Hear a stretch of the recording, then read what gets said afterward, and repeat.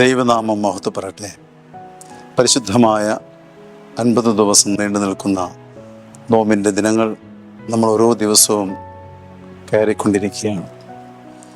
കർത്താവ് യേശു മിശിഹായുടെ പീഡാസഹനമാണ് നോമ്പിന് നമുക്ക് ബലം നൽകുന്നത്. നോമ്പ് നല്ലതാണ്. എന്നാൽ പലപ്പോഴും നോമ്പ് എന്തിനാണ് നമ്മുടെ ജീവിതത്തിൽ എടുക്കുന്നത്? നോമ്പ് കൊണ്ട് എന്താണ് പ്രയോജനം? നോമ്പ്, ഉപവാസം, പ്രാർത്ഥന ഇവയൊക്കെ വ്യർത്ഥമായ ഒരു ആചരണമല്ലേ? നമ്മുടെ ജീവിതത്തിൽ പലപ്പോഴും ഇതിനെ വളരെ നിശിതമായി വിമർശന മനോഭാവത്തോടെ കാണുന്ന അനേകരുണ്ട്. ചിലരെങ്കിലും പറയുന്നത്, നോമ്പ് നോറ്റതുകൊണ്ട് എന്ത് പ്രയോജനം? നോമ്പിന് അത്രയ്ക്ക് വലിയ പ്രാധാന്യം കൊടുക്കേണ്ട കാര്യമുണ്ടോ? അതുമാത്രമല്ല, നമ്മുടെ ശരീരത്തെ അങ്ങനെ പ്രീണിപ്പിക്കേണ്ട ആവശ്യമുണ്ടോ?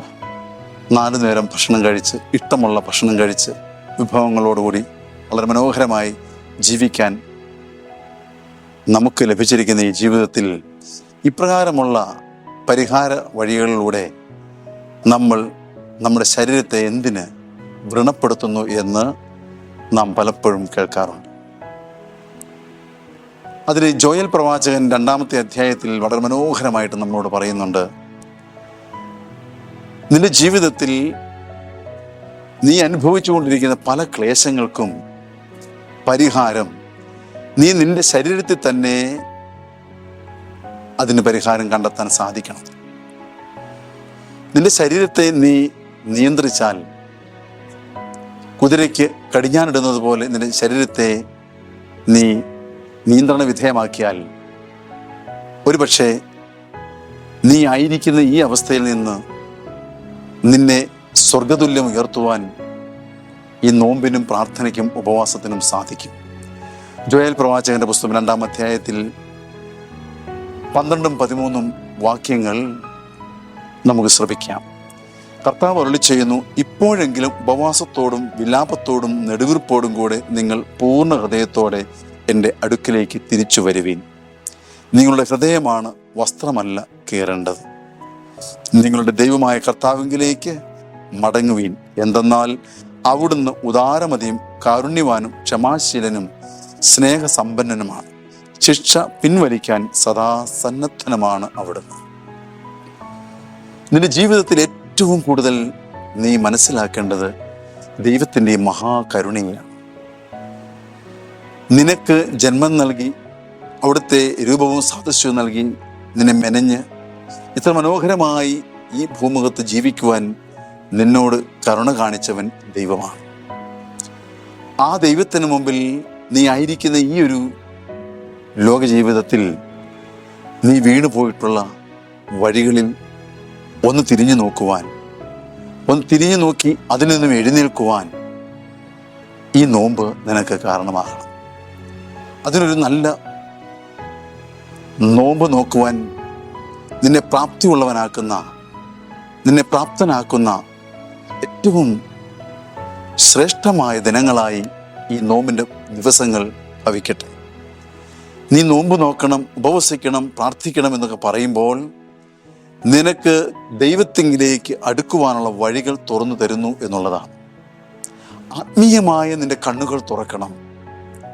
ഈ ലോകത്തിൻ്റെതായ എല്ലാ വ്യാപാരങ്ങളിൽ നിന്നും ഒന്ന് വിട്ടുമാറാൻ, ഈ ലോകത്തെ സ്വല്പമൊന്ന് അകറ്റി നിർത്തി ആത്മീയമായ കാഴ്ചപ്പാടോടെ ദൈവത്തിൻ്റെ സ്വർഗതുല്യമായ ആ അനുഭവത്തിലേക്കൊന്ന് ഉയരാൻ നിനക്ക് ലഭിച്ചിരിക്കുന്ന ഏറ്റവും നല്ല ദിനങ്ങളായി ഈ നോമ്പിൻ്റെ ദിനങ്ങൾ നിനക്ക് മാറട്ടെ.